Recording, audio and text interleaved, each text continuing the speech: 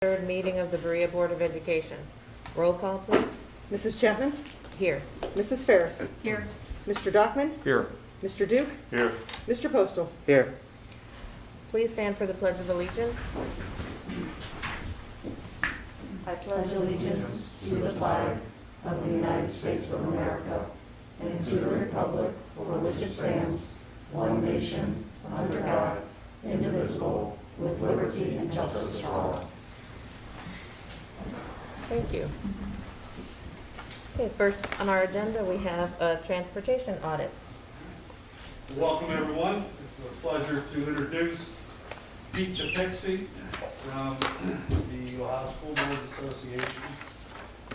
We reached out to him, lose track of time, probably late fallish, and inquired about carrying out a transportation audit.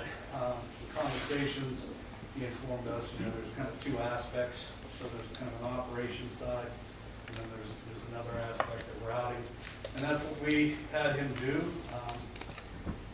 The goal was to try to get, like any type of audit, try to get some feedback and see how well you're doing. We do some things very well, and then you go and take a look at things which you can build upon and improve upon.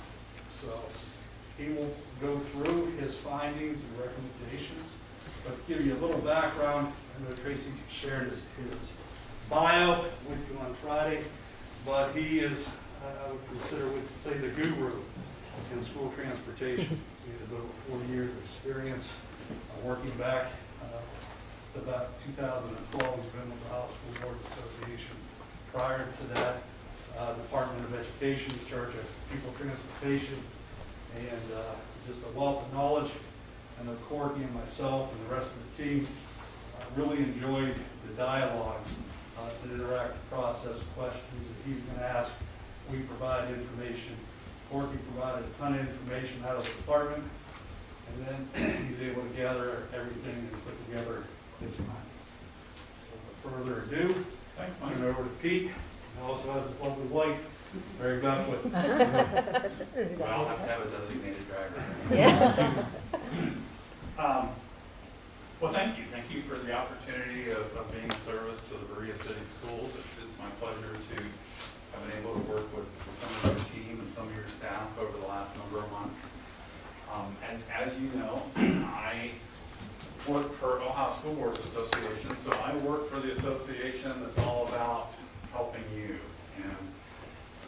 And the beauty of hiring consultants from OSBA is that I don't work for the state, so you don't have to worry about secrets getting to the state and getting letters.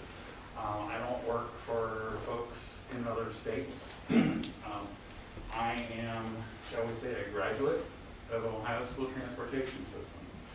I spent 21 years as a transportation director. I've been with Cincinnati Public Schools, with Princeton, spent a bunch of years with a couple of smaller districts. The state hired me in '97. I thought about it for 3 months and told them to go fly a kite. And then in 2000, they came back and asked me again, and then I spent 12 years with the state. I retired from ODE in 2012. Had enough years in for retirement. Folks have said, well, why'd you leave? Things were going well. But from my perspective, I feel most closely aligned with schools and the work that's being done in the field. And my perspective was that wasn't necessarily the way things were happening at ODE. And so, if you don't mind, I'm going to take this off because I'm fogging up. So, I retired, went home for a month. My lovely wife told me to get a job. She was still working. She's also a public school employee. She's retired as the lunch lady, so she was in charge of a number of different kitchens in the school district where we live, all in P&G. So she and I have both lived the public school life here for a bunch of years. Just as a side note, you folks are my last job. I was going to retire last spring, and then COVID hit, and I had districts calling calling me saying, what do we do? How do we manage this after we get through a pandemic? I said, okay, you get one more year out of me. But we're now at a point where we've got grandkids and sailboats and a camper and a travel bug has hit. So I'll be around for 5 more days if you have questions. After that, ask Courtney or Mike. They do have my contact information, so I'm not leaving the state. I'm just moving on to different things during my waking hours. So I've had an opportunity to do a lot of consultations with districts, and in 2000, when I transitioned to a state role, one of the big things that happened at ODE was it was the first time they ever had a transportation director that had ever driven a bus. Right? Before that, it was all lateral transfers, as things are wont to do in government. You get a driver's ed guy, you get a fiscal person, you get somebody else, but they never had a yellow bus person. And so they hired a yellow bus person, and then the calls started coming in. Can you come out and help us figure out what's going on? You get a new superintendent, a new treasurer, a new business manager, and they'll say, we think we have a good operation, but we don't know. This is all we've ever lived. And so I have a background in management consulting. I've got an MBA where I specialized in consulting projects. So it kind of fit really well. So I spent a lot of years traveling around the state, going from district to district. And they call it consulting. I call it sitting down and just talking across the table.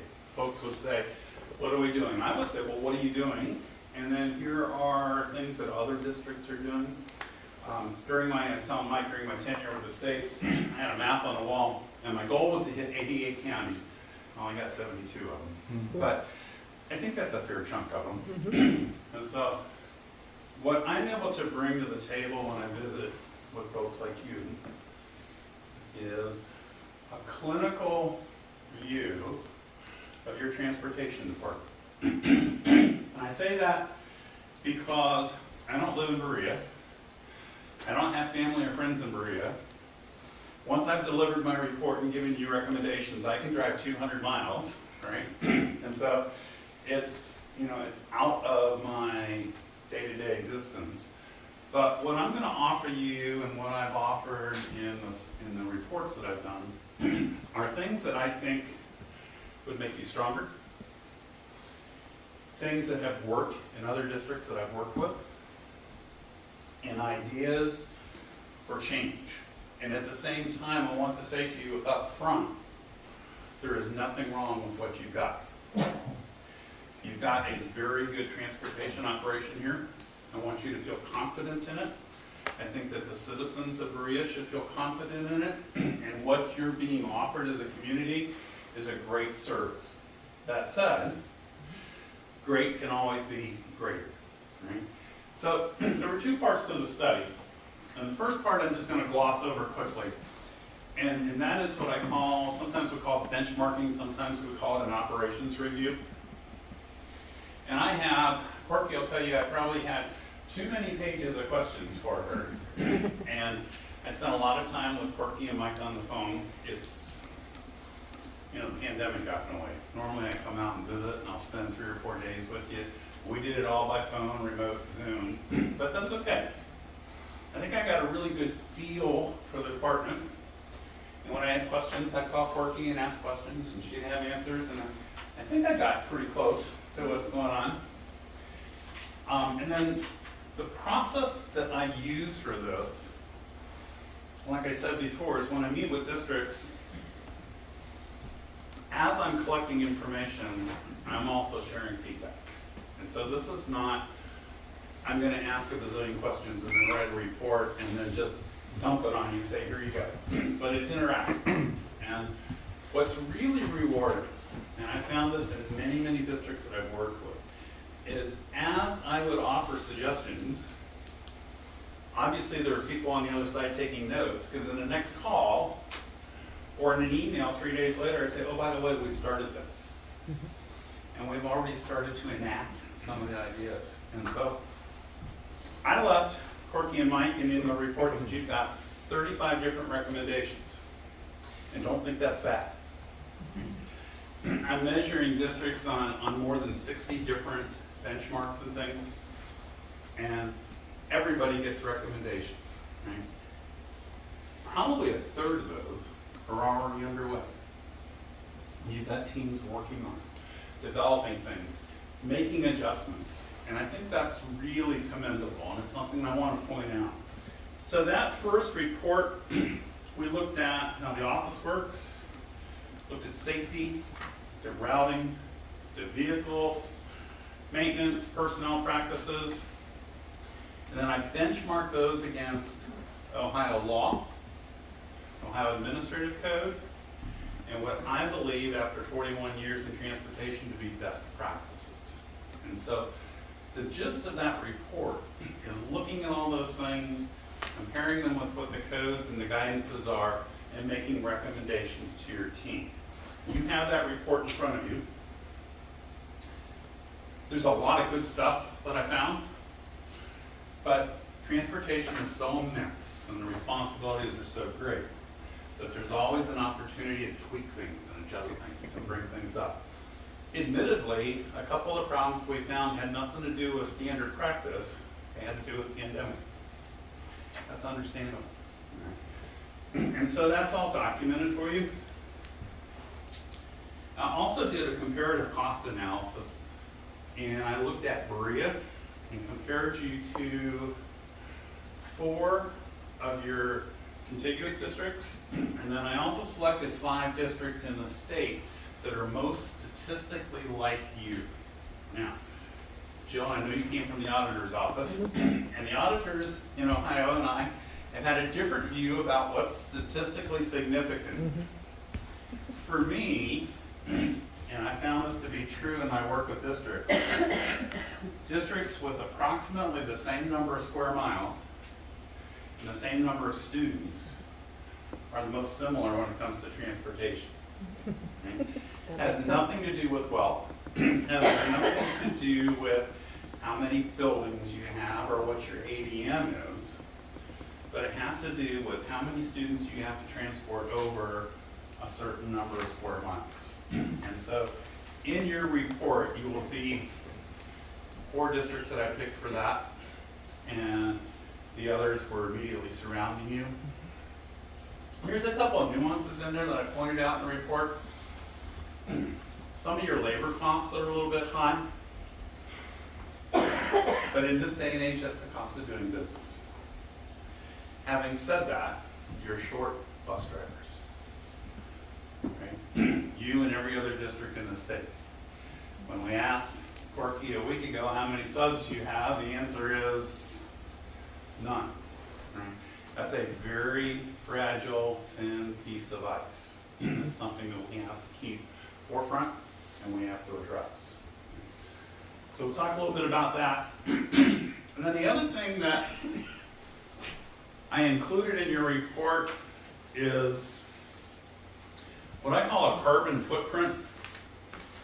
And I just want to throw a couple of the facts. It's actually the last page in that report.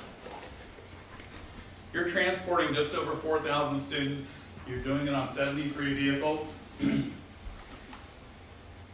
If every bus in this district was parked tomorrow, and we can't run buses, it would require 2,880 cars on the road twice a day.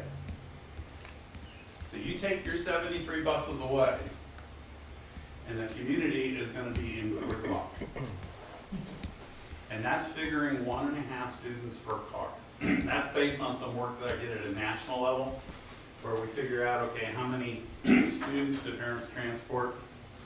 2,882 cars a day are replaced by the transportation offered by the district. If we turn that into fuel cost, your buses drink an enormous amount of fuel.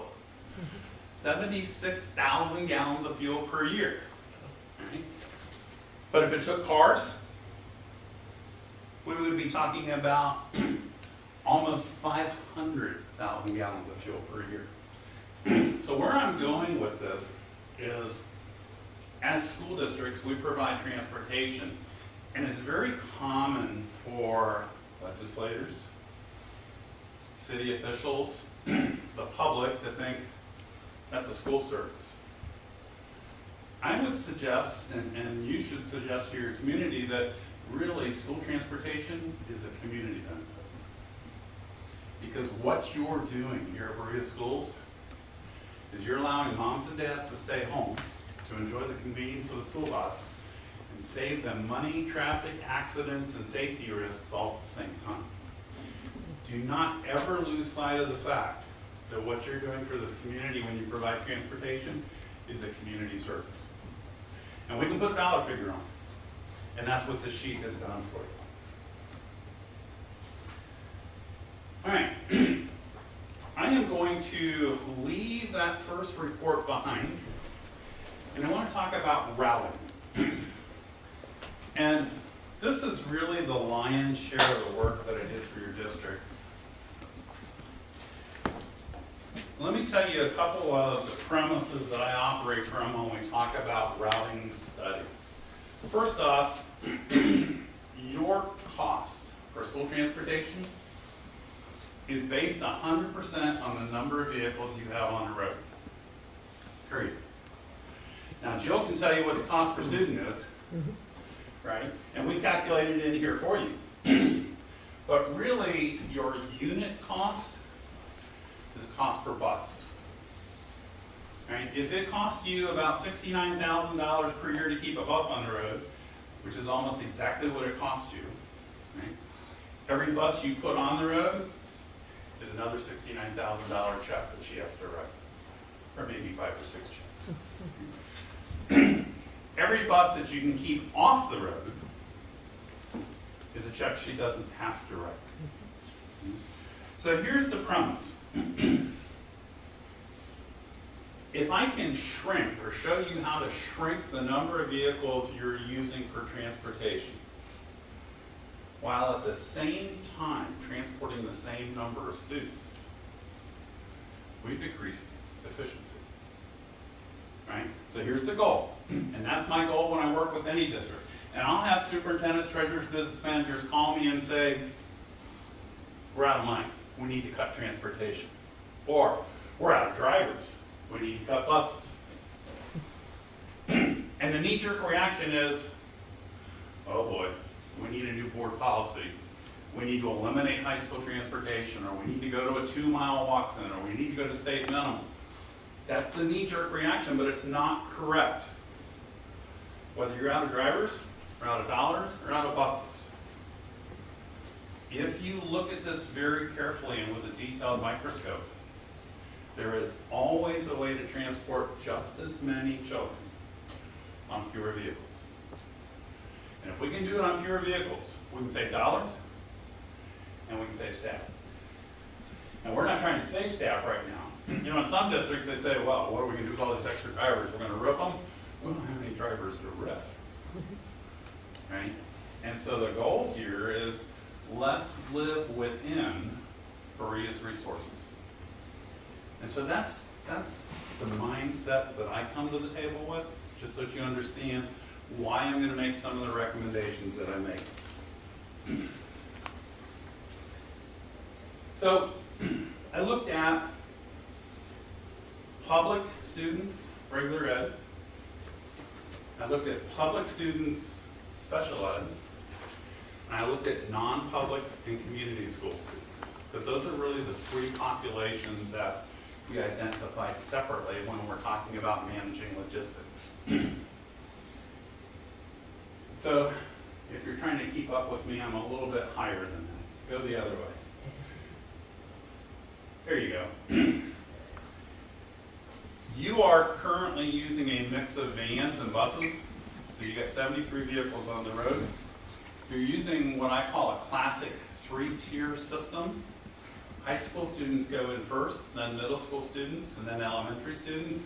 In the morning, there is a 4th tier for some of the non-pubs, the community schools, and some of the specials. Okay? That is probably the most effective model in the state. So kudos. we're already starting on a strong foot. And I will tell you that I've worked with districts, especially some of the rural districts, where K through 12 all goes at the same time. They all ride on the buses at the same time. What that means is you need a seat for every child at the same time. So if we were on a single tier system here, we would never make it with 73 buses. We would need more than 200. And Jill would be under the table gasping for air, right? Because she wouldn't know how to write the check to cover the buses. By the way, a bus today costs about $90,000.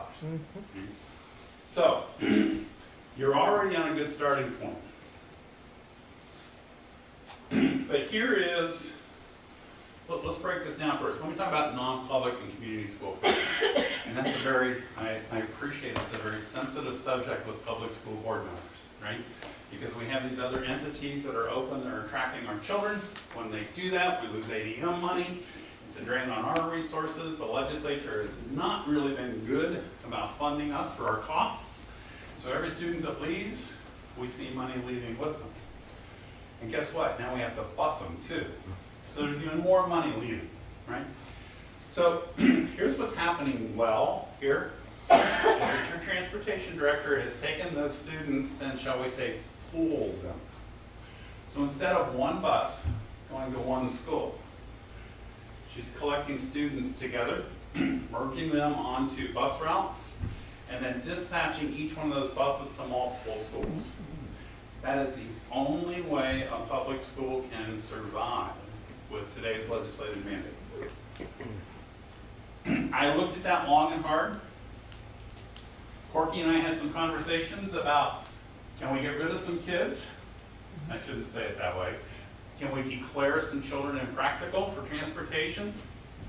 And I will tell you that you really can't. What you're doing right now is a legislated mandate.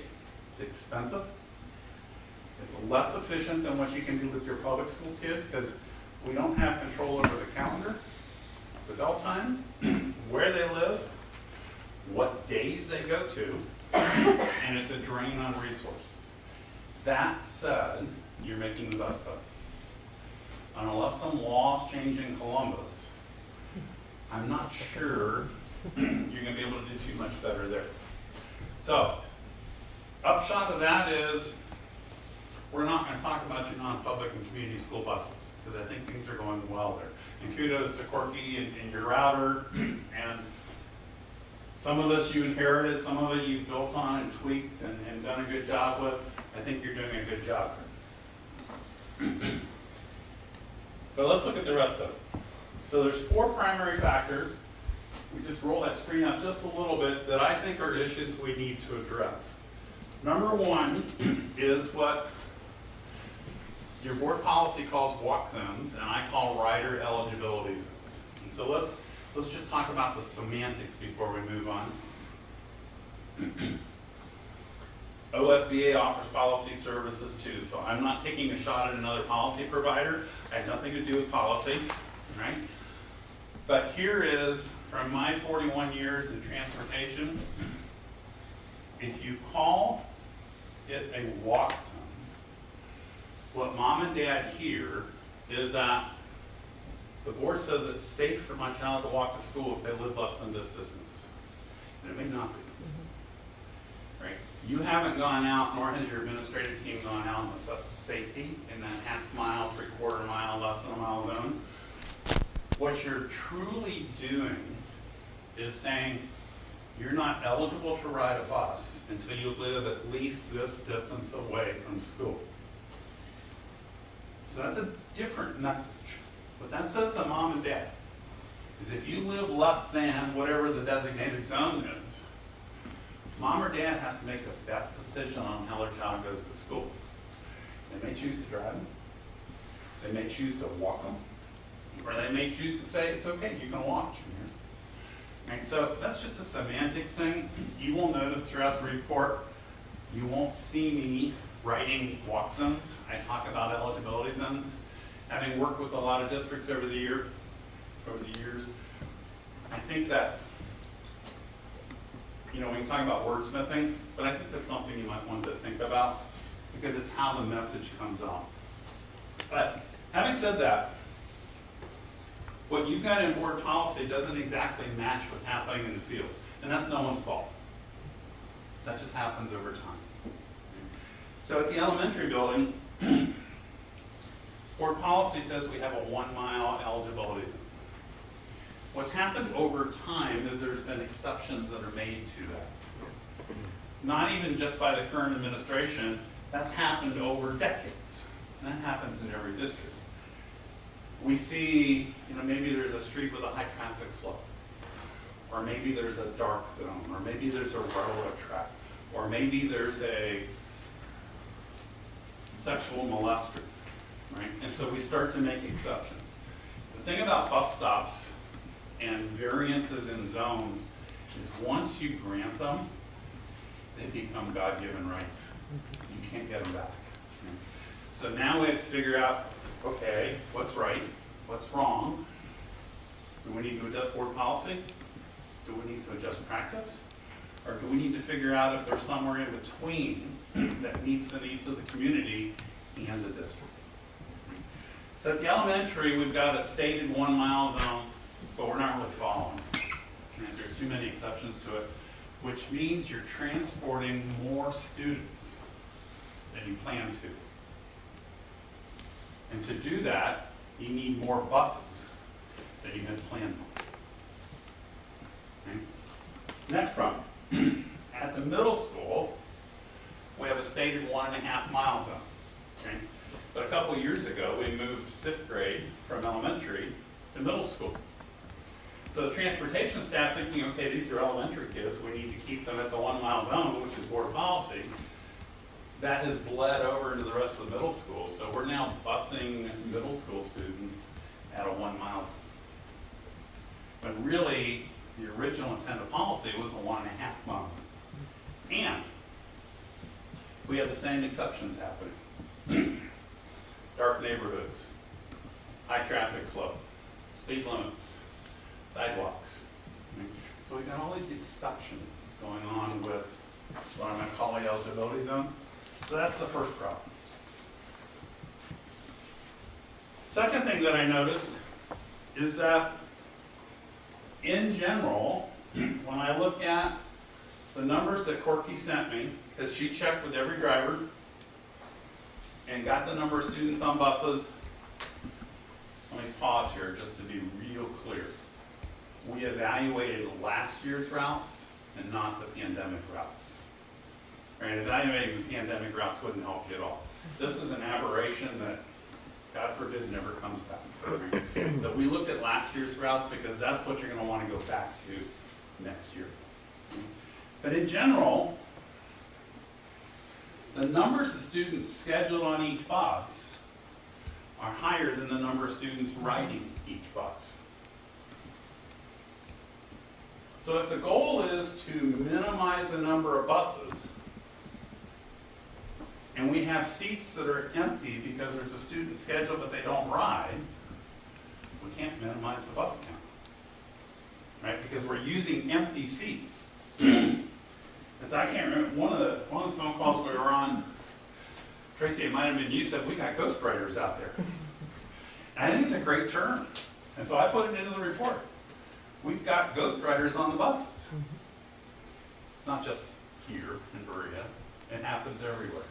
There was a notable case, I was still with the department, I think it was 2005, when the I-team was up in Cleveland, I think it's Channel 19 up here.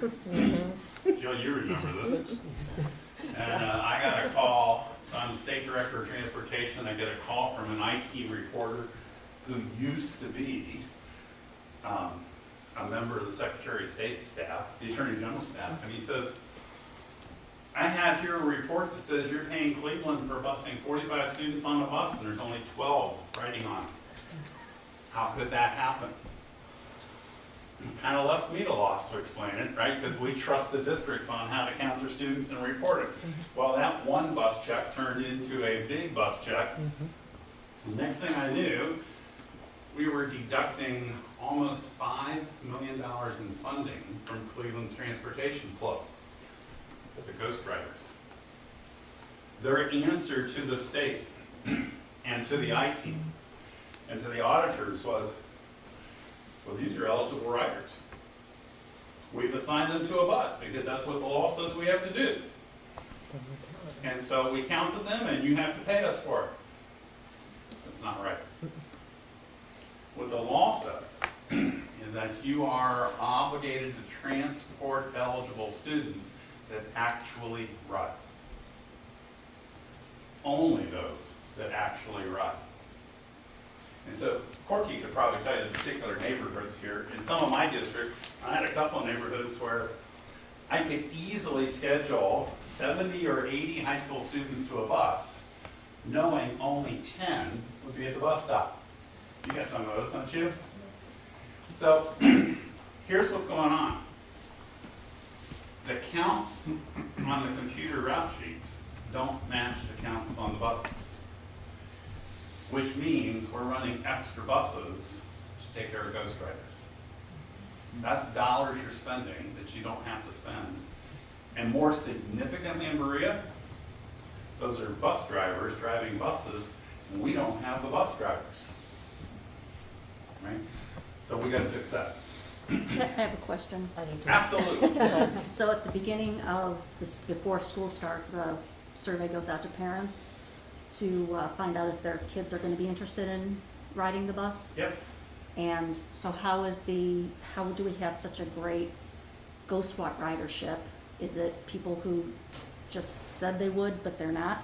Is it? And that's exactly what happens, and it's been my experience in many districts. A lot of districts run these surveys of parents during the summer, and what happens is a parent thinks, well, I'm a parent, I have 2 boys, both allergic to the school bus, but you know, if you think your child may need to ride a bus 1 or 2 days, you say yes, right? Because you're hedging your bets. It could be that your child is in football and is not going to ride September and October and hopefully November if they get in a tournament, right? And so what you're going to get from a survey is always going to be a high count. What we have to do in transportation, and we're actually flipping the page here, getting into recommendations, is that's good information to collect. But even the better information is to have the drivers take attendance. And when students don't ride for a certain period of time, some districts use 10 days, some use 15 days, then you take action on them. And if they're not on the bus for a while, you take them off the roster. You notify mom and dad, your child's eligible, but hasn't been riding.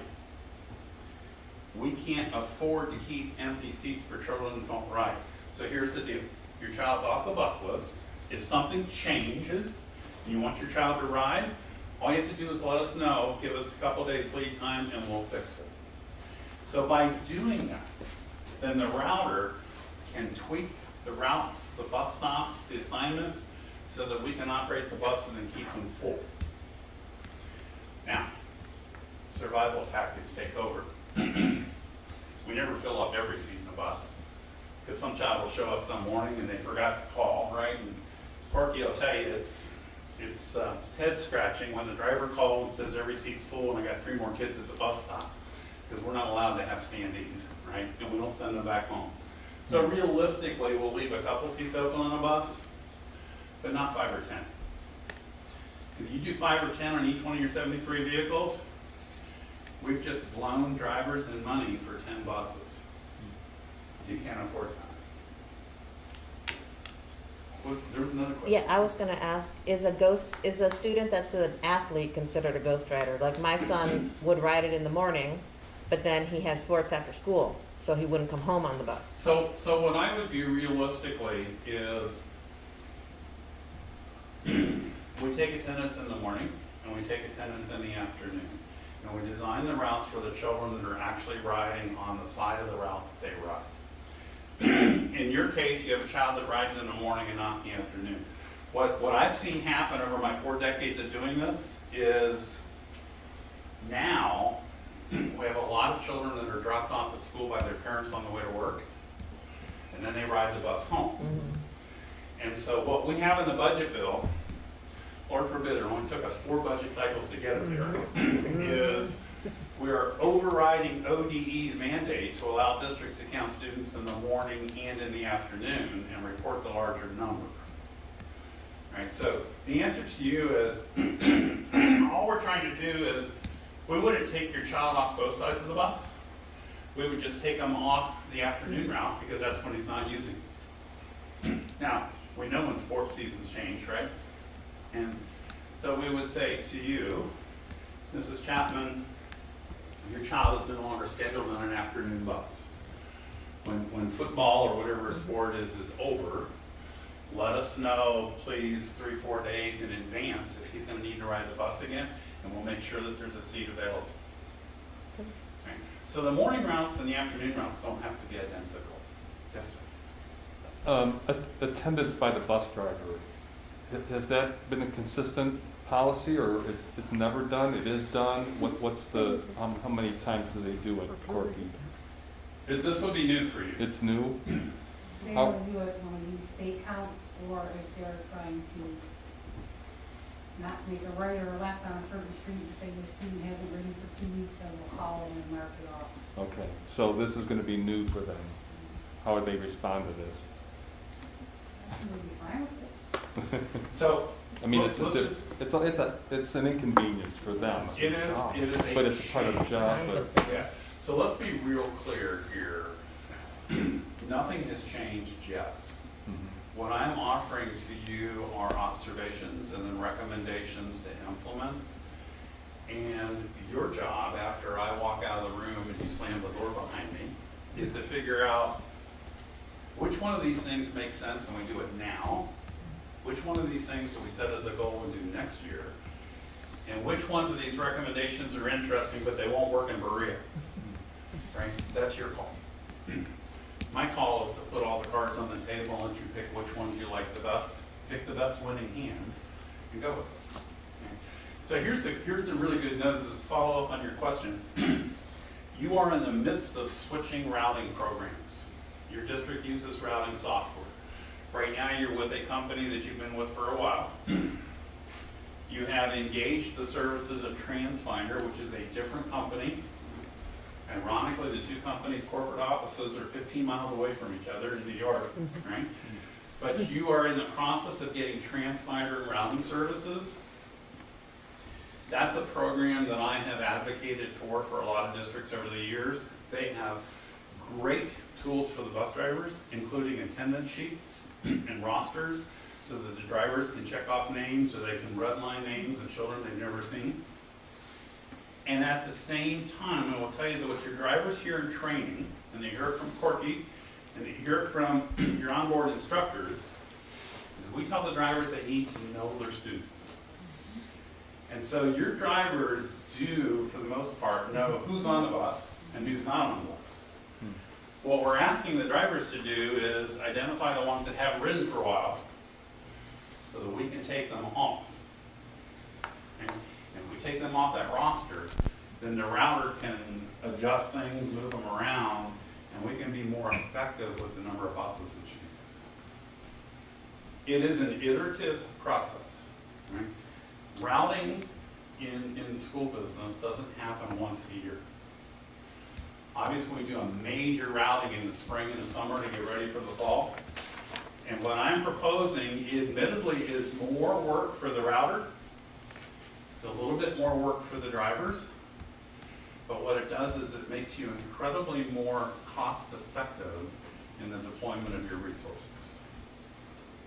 Yes, sir. So, could I assume that a routing chart is done for the fall? I mean, you set up the routes for the fall, and it never changes, true or false? Changes daily.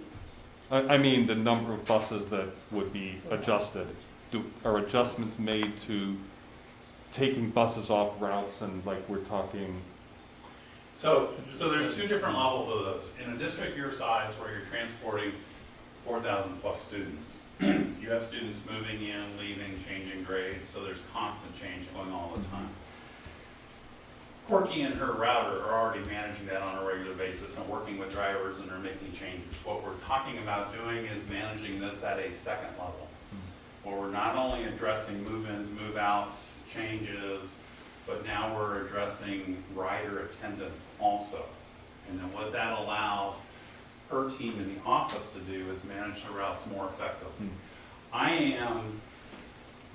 One of the reasons why I like the routing system you're going to better is it's very visual. And when they bring things up on the screen, every student shows up as a little dot and you're just connecting the dots and that one makes a route. So it's much easier for the router to make adjustments in the routes, move stops around. It is still a process.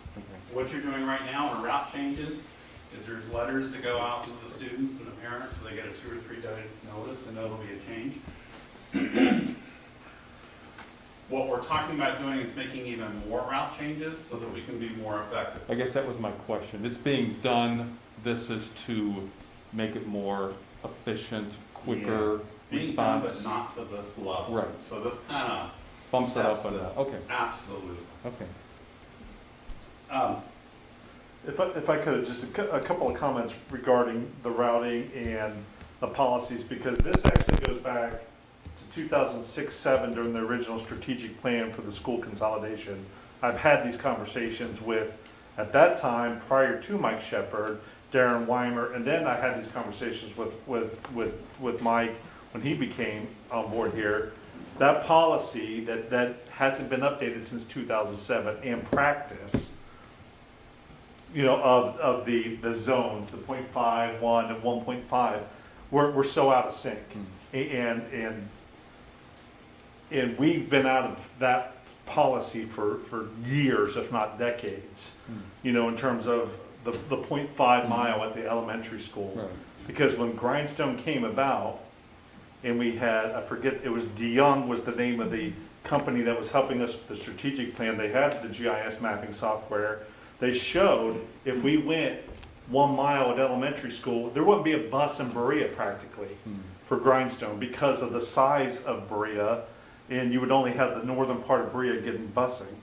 If we stuck with those current policies as they were written versus practice, safety, and a few other things there. So it's something that the board and administration, as we progress along with this, you know, there's going to be recommendations we got to consider adopting, and also policy updates as well. What is the right mileage zones for our communities, and put it in writing and have our practices match our policies, because a 2007 update, it's 2021, you know, so I know we've done a lot of other policy updates. Mike, you missed one. I'm just kidding. But it's something that, as you were mentioning this, it was bringing back flashbacks of discussions of this. Yeah.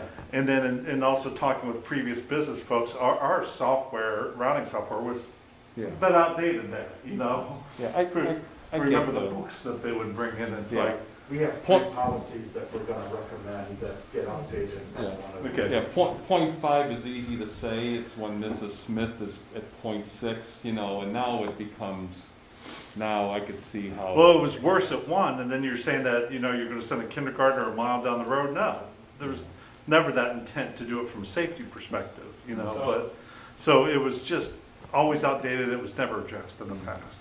So your points are valid. I want to make one statement here.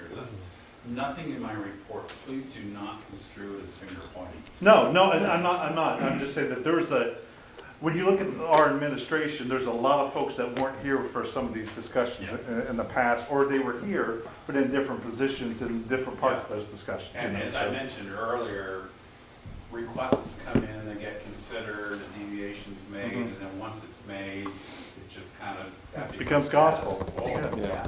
Yeah, I think the district's done a good, my kids were allergic to buses too, so I'm just trying to get information and see if we're doing these changes, which we are, maybe we could help. We're just here to help and not criticize. Yeah, so I see this as a team, and I have the luxury coming in from the outside, and I get to work with both sides of the team and say, you know, here's some things, let's put them on the table. Let me take a step back to the previous report, because there are some tools in there that I've made recommendations for that will actually help you through this. one of my recommendations in the benchmarking procedures thing is here in the district to create what I call a transportation advisory board. And as requests come into Corky's office, because she is the point person, right? When that phone rings on August, whatever the day, first day of school is, it's her phone that's ringing. And she will get a bazillion requests. And so what I've proposed in here, and we've talked about it at length, is to create what I call an advisory team. So it's Corky, some lead drivers, a business manager, a superintendent representative, perhaps a board member. Sometimes it's appropriate to bring in a traffic engineer or a law enforcement person. And that way, collaboratively, you can look at requests and you can develop a process. And that might be the right team to start thinking about, and I'll address this on the next page, are there hazardous zones? Is it reasonable for us to have, and I'm just going to throw it out there, a 1 mile eligibility zone, but to identify a hazardous area where we make an exception to that? That's perfectly acceptable in Ohio law. You can do that. I will say to you, if you do that, be very careful when you do that so that every street and every house doesn't become part of the hazardous zone. Because then you will be one of these districts that has the policy that I call, you call, we haul. Right? And then Jill's going to say, "Can you help me find buses?" And I'll say, "I have none." Yep. Right? All right. So the Ghost Riders, and then the third thing I want to talk about is time. In order to fill a bus up, we need enough time for that bus to pick up all the students to fill up the seats. That's fairly straightforward, right? And so there's two ways we restrict time on a bus. One is if the bell times are too close to each other. I work with a district a couple counties over, I won't share names, we'll protect the innocent. They run a 4-tier system, and every school started 15 minutes later than the previous school. Folks, you cannot unload 35 children, get out of the driveway, pick up more students, come back and unload them in 15 minutes. You can't do it, right? And that's the conversation I have with that board and that superintendent. They didn't want to change their bell times, and that's fine. What we ended up doing there is instead of buses doing 4 trips, they only did 2 trips. They had to go to every other school. So that was their solution. So we do have an environment right now in Berea where the middle school buses are having a hard time getting back to the elementary in time in the afternoon. Right? And what I'm proposing is we put even more kids on the bus, which would make it even worse. Right? So here's how we fix that, and there's 2 ways to do it. Every bus stop requires X amount of time. Now, in the mathematics of logistics, TransFinder will say, here's how many seconds per student at a bus stop. But just think about this, if you're going grocery shopping, and you want to go to 5 stores in the morning to get your grocery list done, you pretty much shot the morning, right? Whereas if you go to Kroger, and you're just pushing your cart down the aisle, you can probably get it done in half the time. Giant Eagle up here or Heinen's. Okay. You've definitely shown that you're from Columbus or Cincinnati. By the way, my wife will tell you, I don't go grocery shopping. So, but as an illustrative point, the more stops you make, the longer it takes, right? Mm-hmm. So translate this to bus stops where children are assigned. So the way we build routes in Ohio is we assign students to a bus stop, then we assign the bus stops to buses. The more bus stops a bus has to go to, the longer it takes to run the route. Okay.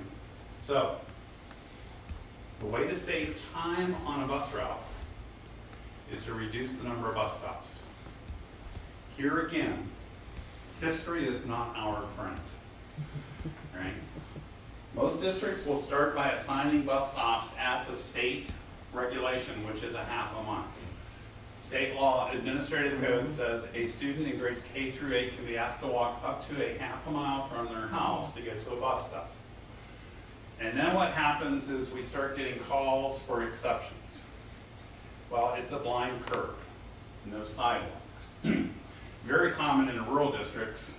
We have a 55-mile-an-hour road, no sidewalks, drainage ditch, and you want my kindergartner to go where? Right? So what happens is we start with just a couple bus stops in the community, and it quickly turns into 10, 15, and 20.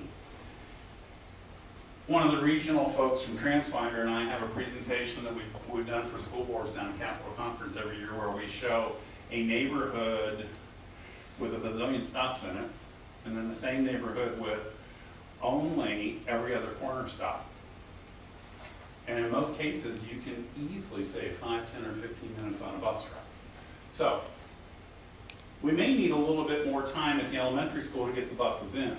However, we can make the bus route more time efficient if we reduce the number of times the driver has to stop. What that means is students will have to walk a little bit further to the bus stop. Here's a picture I want to leave in your mind's eye about what yellow buses are supposed to be. Does RTA come into Berea? Does the transit come into Berea? Yeah. Kind of? Yeah. It does. So On the what main is- roads. On the main roads, right? And what happens on transit? It's only on the main roads, so it's what we call spoke routing, right? And you have to walk to wherever the bus is, Yep. and the bus really doesn't care where you live, right? So that's transit route. And then we have this other thing that has taken the world by storm where you pick up your cell phone, you dial a number, and a vehicle comes to you, right? There are two brands of that, right? Which one do you think the school bus should be most like? Uber or public transit? The school bus has to be somewhere in the middle, folks, and this is where board policy and administrative decision-making have to work together to figure out what makes sense. I have to tell you, and this is a conversation that we have to have with parents, is that the yellow school bus is a form of mass transit. It's not individualized transportation. The minute we consider it as a door-to-door vehicle, it no longer needs to be yellow with black racing stripes. It's now an Uber vehicle, and we have to put a sign in the window, right? And you don't have enough of them to get your children to school. Nor does Jill have enough money in the kitty to write a check to do that, right? So when we're making policy, and when we're talking with parents, and when we're using this transportation advisory board, we have to remember that obviously the goal is student safety.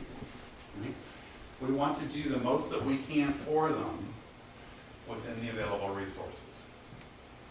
And that's where public policy has to start making decisions. Yes, sir. Can I ask Corky, how many phone call, can you make an exception for me, do you get, like, normally? Special requests, can you change the route? Bus stop? Yeah, can you change the stop because I have this and this? Is that common? Is it Hundreds. hundreds? Yes. Wow, I would, hundreds. Corky will. How many do you grant? And Per- that's Percentage? Not many. when he gets the call. Okay. So the process you got right now, and that's why we need an That's when it advisory gets team, changed. because they all focus on one person, Right. and that becomes a hot seat. Someone's got to be the bad, yeah. And you're right, someone has to be the bad girl. But more significantly, when school is starting and she's taking all those requests, you're pulling away from why you really hired her. Her strength is in managing the drivers, the fleet, and keeping the whole game going. And so one of the reasons for this transportation advisory team is to slow the process down, give Corky some breathing room so she can do what we've hired her to do, and that's supervise, and then have a process to walk through those things. This is not a Berea problem. This is every district in the state. I spent 20 years in public schools. I was at Princeton, I had almost the same office staffing that Corky does. And there were calls going to the central office saying, that idiot in transportation won't answer the phone. All I get is a busy signal. And so the business manager's solution was, we can fix that, we'll put 2 more lines in there. I said, I don't have 2 more ears, right? So what we have to do is separate her from that level of request. And one of the things that we talked a little bit about is, maybe there's some other communication channels that can help. Maybe we can use social media. Maybe we can lean on some expertise in other offices in the district so that we can allow Corky to supervise and have a team manage the request for personalization. All right, and the last thing, the last observation that I want to share with you, and this is where we get on delicate ground, and this has to do with special education transportation. I did not see the IEPs for the children you transport, nor should I, nor do I want to. Right? You have an administrator here and a team that manages that. That's what the IEP process is. I will tell you, having done the comparative analysis between you and other districts, Berea provides more customized routing service for special ed students to individualized placements than any other district that I could put in your comparative set.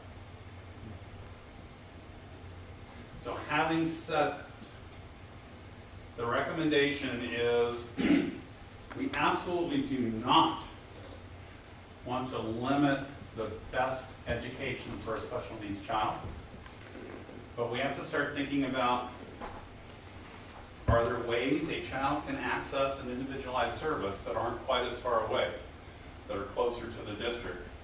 And oh, by the way, as an observation, the longer you keep a special needs child on a vehicle, the harder their day is. You have some fairly long rides here. You have some children going cross county, other districts, and so it's an observation, and it's one just to consider. Right? So those were my observations. So here's my recommendations. And they're fairly intuitive based on the observations. The first one is, let's get rid of the ghost riders. Not permanently, right? But let's have the drivers take counts and attendance and turn that data back into the router. And then the district's decision is, what's the grace period? What feels right in Berea? If someone doesn't ride for 10 days, we take them off? Or is it 15? Or is it 5? I can't answer that for you. I can tell you what I used in my districts was, if a child didn't ride in 10 days, we would reach out to a parent and say, what are your needs? What's changed? And if mom says, oh, my child's not going to ride in the afternoon until November, then it becomes very amiable. It's a conversation between a parent and a district, and that way you can reassign that seat to another child. That then allows you to reroute buses. Let's be very clear. The first year you do this, you have no choice, but you'll end up scheduling a seat for every child, right? Because you're going to do your parent survey, as you indicated. Lots of parents will say, well, I need to ride. And so you may start the year with a lot of buses on. And then the goal is start taking attendance, cut the numbers down, and then throughout the year, we can start trimming back on the bus fleet. Once the school year is started, that's a slower process, right? Because if we change a bus, we have to let mom and dad and the kids know. And there's always a ripple effect. So it takes, 2-3 days or a week to make a routing change, but it's a process. And I believe Berea should start that process this coming school year. And it might start with a very frank conversation with the community, saying, listen, here's what we're going to do. When you get the survey this year, if your child's not going to ride until February, don't say yes for an August bus. All you have to do is let us know when things change, and we'll accommodate you. All right, try and establish that dialogue with the community. That's the first recommendation. Second recommendation, I think you should reevaluate all of your bus stop assignments. Not just middle school, not just elementary, but high school also. So I mentioned earlier that state code says maximum walk stop distances K through 8 is half a mile. There is no maximum walk to stop distance for high school students. I recommend in almost every district I work with that for your high school routes, you designate no more than 1 or 2 bus stops per subdivision. Those are big kids. And if you can let them walk to no more than 1 or 2 stops in a subdivision, you can cut down on the number of buses because you can fill those buses up. You have enough time to do it without getting them up at dark o'clock in the morning, right? So the goal is, let's keep the route times reasonable, and let's do that by condensing bus stops. At your middle school, and I think those 5th graders that are now in a different building, they're out there walking with some older kids, I think 1.5 is a very reasonable distance. I also think, who knows what they're going to do with daylight savings time, maybe 1 3/4 miles is reasonable. So I think that's a conversation you should have and discover what the impact is. One of the things Corky will be able to do with the new routing software is it automatically draws lines around buildings. And so she could, based on whatever your ideas are, she could draw a 1.5 mile line, a 1 3/4 mile line, a 2 mile line, and then you can look at that graphically and you can say, ooh, this street's not good, right? We should let these children ride a bus. But these other streets, it's okay. Right? And so you are very soon, you can have the tools to really study this and look at it carefully.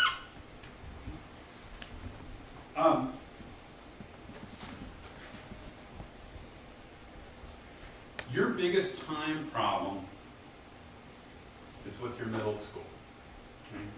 And the reason that's the biggest time problem is that's your biggest population that rides the bus. We've got somewhere in the neighborhood of 1,500 students that are riding those middle school buses. So that is what I call the load tier. Your whole routing schedule is built around the middle school. So that hurts your efficiency because you got a certain number of buses that you have to put on the road just to get those kids to school. And those buses aren't necessarily working at the elementary shift or the high school shift. I don't want you to think there's drivers only doing middle schools, right? Corky's got them assigned, so they might have the first 2 trips and then be done, or the second 2 trips and be done. But you've also got a minimum number of hours per day by labor agreement that you pay the drivers. So even though I've said to you a couple times the goal is less buses, just as many kids, I think you should look very closely at the number of eligible students in the middle school. And if it's possible to shrink that number of students by minor adjustments in eligibility zones, that will help your fleet efficiency.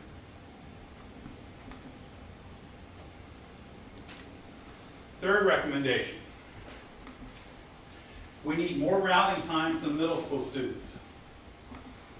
So whether that means making the middle school a little bit earlier in the day, or the elementary a little bit later in the day, or less bus stops for the middle school students. There's different ways of slicing the hamburger, right? And maybe the least impact on your other buildings is achieved by having less bus stops at the middle school time, which means the children need to walk a little bit further to stop. Corky, if I told you you can eliminate 3 stops per bus tomorrow, that 10 minutes we're late becomes 5 minutes or less, right? And so it's a huge impact, huge impact.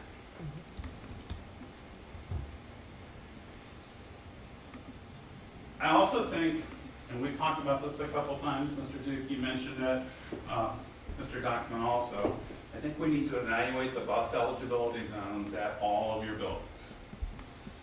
I would not look at just one, absent the others, but look at what makes sense for the elementary building. I think 1 mile is a fairly common distance around the state, and that might be exactly where Berea needs to be. There might be some exceptions to that. We might need to have that advisory team saying, okay, there are a couple hazardous areas that we need to look at. Where I'm most concerned is with your middle school students. And if you make a change in the middle school, I think you absolutely want to make it in the high school also. It doesn't make sense to go 1 3/4 miles for middle school and then not the same thing for the high school students. 2-mile walk zone for a high school is fairly common around the state. I just want you to look at all of them and don't focus on just one building.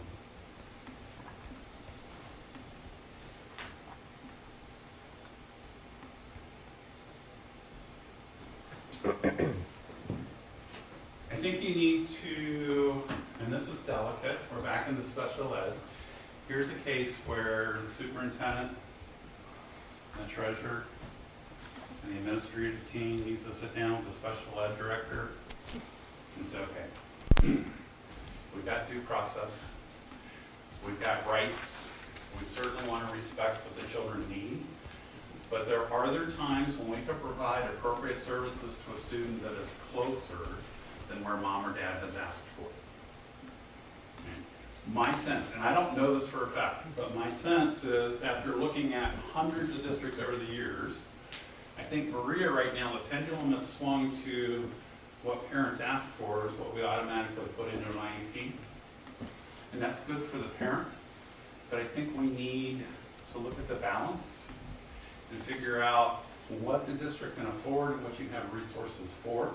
Again, it's a very delicate conversation. We don't want to trample on anyone's rights, but we also have the right as a district to make sound placement decisions using the input of your educational and your administrative team. And then the last, this is like, okay, Pete, why do you even have to say this? I think you need to reduce the number of buses on the road. I think if you implement cleaning up the ghost riders, cleaning up your boundaries, maybe even tweaking them a little bit for the middle school and the high school, I think you can take some buses off the road almost immediately. Almost immediately. And so what I've done is I have modeled the fiscal impact of doing that. And that's the last couple pages of this report.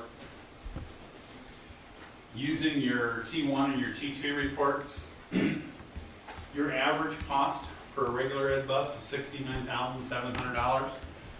That's a little bit high. It's mostly personnel related. Your average cost for a special ed vehicle is $78,000. That is high. What I understand happens in Berea is every one of those buses has a second professional on board. That is nice for the drivers, it's good for the kids, it's not always needed. There are a lot of districts around the state that do not have a second paraprofessional on every special ed vehicle. You might want to look at what the children's needs are, the number assigned to the vehicle, and it might be possible to cut down some costs there. All right. Here's where the rubber meets the road. Excuse my tongue-in-cheek line there. That $69,000 bus, if we take it off the road, we can potentially save $63,000. And we don't save every dollar. And we don't save every dollar because you're not going to reduce, hopefully, Portland's salary because she runs one less bus. And you still need a mechanic. And you still got to keep the lights on in the building. So there's some overhead costs in there. Right? So your savings for a regular ed bus is somewhere in the neighborhood of $63,000. Your savings in taking a special ed bus is somewhere in the neighborhood of $67,000. Normally, that's all savings. But in Berea, we have a wrinkle. You don't have enough drivers. Right? So about half of that savings is labor related.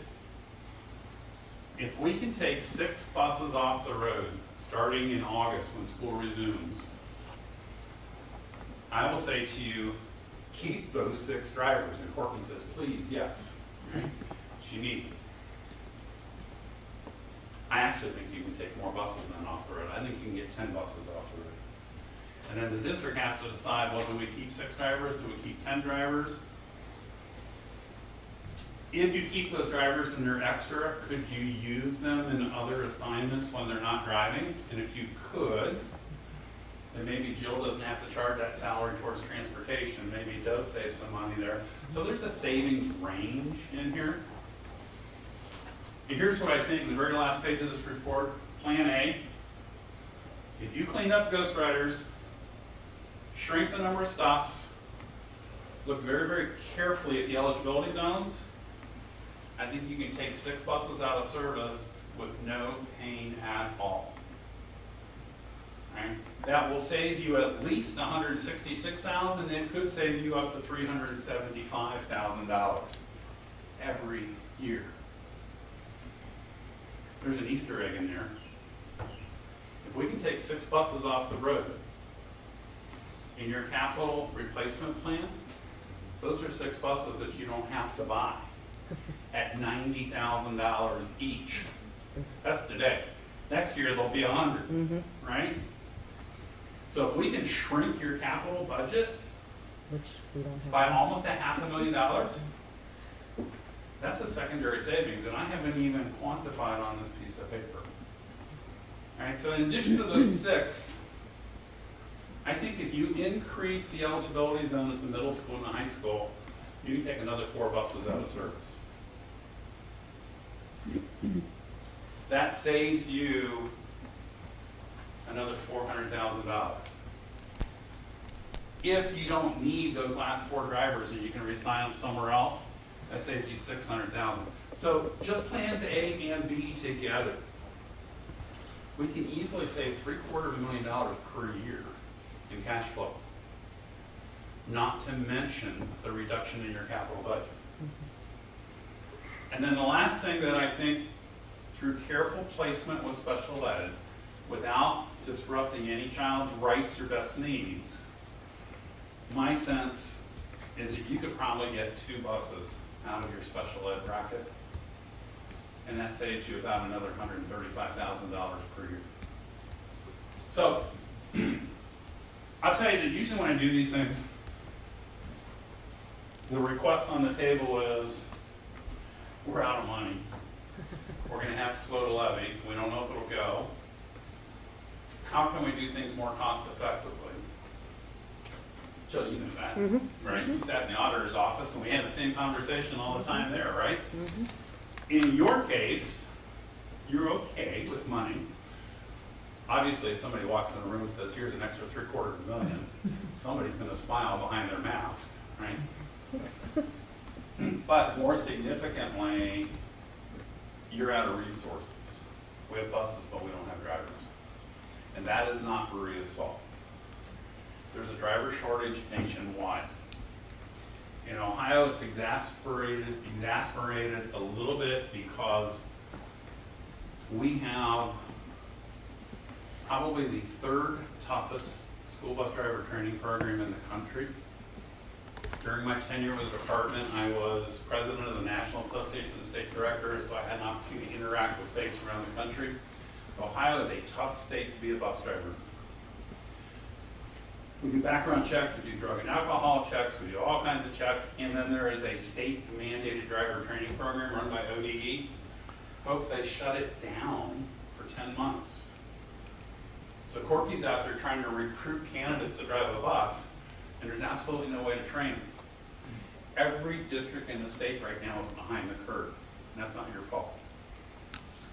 I will tell you, we're not going to solve this problem tomorrow.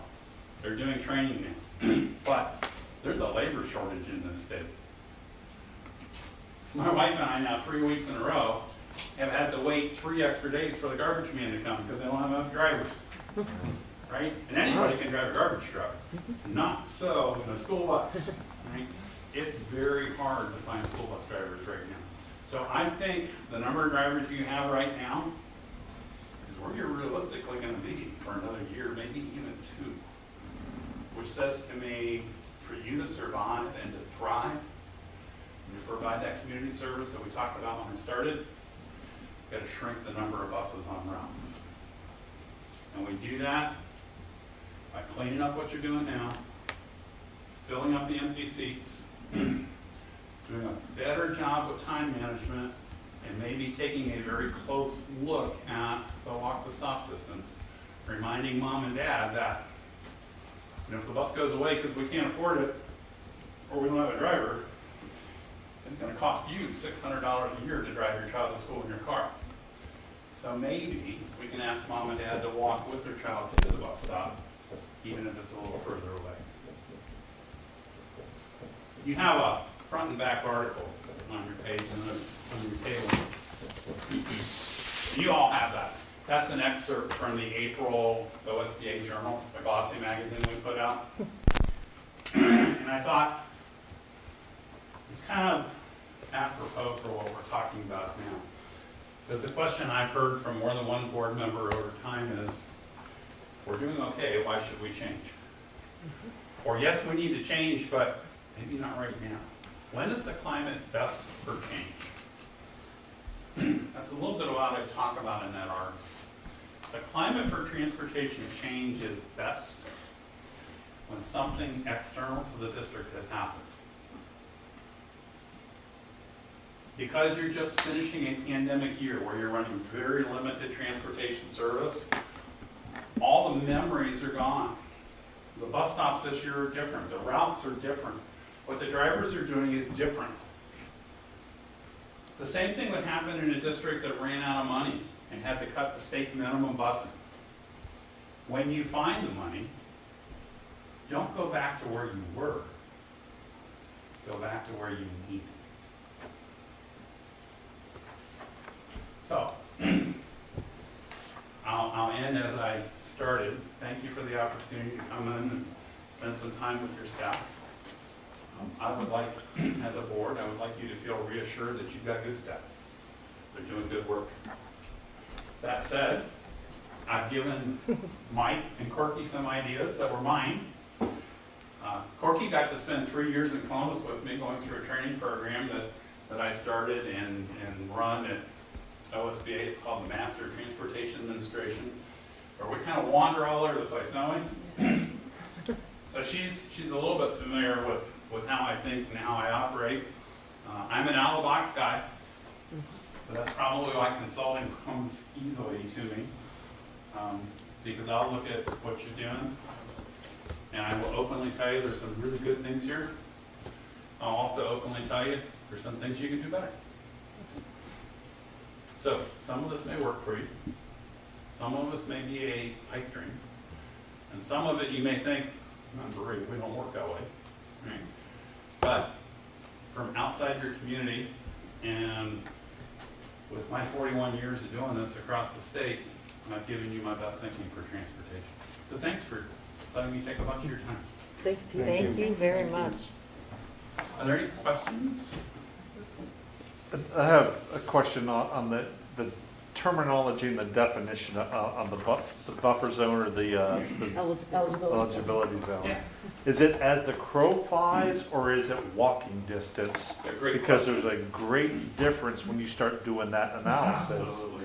Because I'm sorry, I was doing one, looking at the map difference here.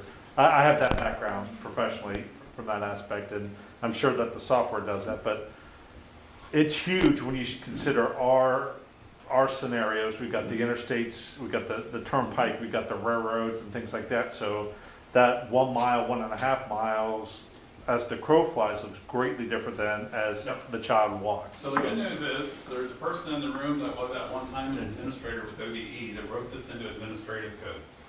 And if you were to look at Ohio's administrative code 3301-83-01, You happen to know that number there? I cannot tell you when I was married, but I know that section of code. I know I'm coming up on 40 years, so I gotta figure it out pretty quick. But if you It's not look at- 33.01 years? Oh, I'm sorry. What the code says is it is walking distance from where the private property accesses the public thoroughfare, the shortest drivable distance to school. Mhm. So it is not, as the crow flies, Okay. it is a drivable distance. And we're assuming that the sidewalks follow essentially those drivable routes there, you know? Yeah, and so what the routing software does is it actually does what is called a walkout, and the walkout follows the streets. Mhm. There are, Cuyahoga Heights has a sidewalk that crosses, I think it's 77. Mhm. And there's an elementary school on one side of the valley and a subdivision on the other side. Yep. The drivable distance is almost 2 miles. The walkable distance is a half a mile.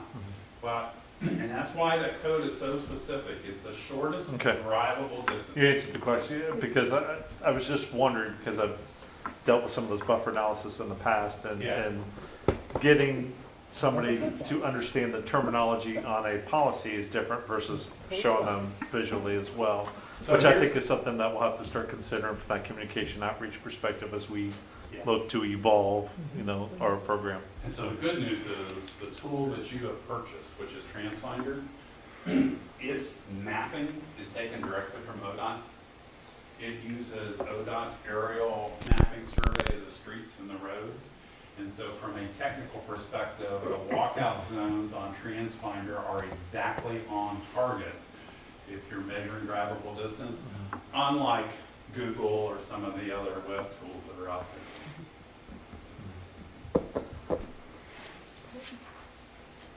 That's it. Thank you. Thank you very Yeah. much. Thank you so much. Best wishes in your retirement. Yes, Thank you. we will miss your knowledge, Pete, at all of our trainings. Oh my gosh, yes. He was great, yeah. This was amazing. Thank you. You're very welcome. I had to do it. So like this is like the difference of elementary 1 mile crow flies, blue circle. Purple is the 1 mile. No, I didn't. She had said originally 8:30. I'm like, I think we'll be done by 7:00. We've got to do the most people. Oh, yeah. This conversation, if you do, I'm telling you, this is one of the best. I learned so much about it won't be, that's why I it was amazing. It's truly amazing. Oh, he's gonna be hard to follow up from. Yeah. He is very knowledgeable. Tonight I'm gonna go over the 5-year forecast. I'll have you guys approve it at the next meeting so we can, submit it. I just wanted to spend some time tonight talking to you guys in a little bit more depth about the forecast. We all know why we do it, because I have to. It's a standardized tool for long-range planning. It's to serve as a basis for determining the district's ability to assign contracts that support the certificate. And it's used by ODE and the state auditor to determine our fiscal ability. Total revenues, fiscal year 21, we are at the beginning of May. All of our tax revenue has been collected at this point in time. And we're just, almost through the end of the fiscal year. Purchase order cutoff was Friday. Things are trickling in a little bit today, just from the carryover from Friday. So we should know in early June, mid-June, where we're sitting for the year. You can see our taxes are the lion's share of what the revenue we get in the district. 78% comes from taxes. State of Ohio, which is our foundation, is 12%, and other is 10%. As you can see, fiscal year 2020, we ended the year at $82 million, $82.4 million. Fiscal year 21, we are projected to be at 86 million, back down to 83 million, and then it carries out to about 83 million the rest of the forecast. Why? Why are we up so much this year? We received about $1.3 million this year in workers' comp refunds. That's what's being used to fund some of these roof projects and parking lot projects. Also, too, our tax money came in higher. It came in about $500,000 higher, our real estate. I have to wait to the fall to see if that's just a collection split issue, where more people paid in the first half than in the second half, or if it's truly, basically, delinquencies came in right where they were supposed to. We collected almost 100% of what they billed with delinquencies, but we need to wait to see the fall collections to see what's truly happening.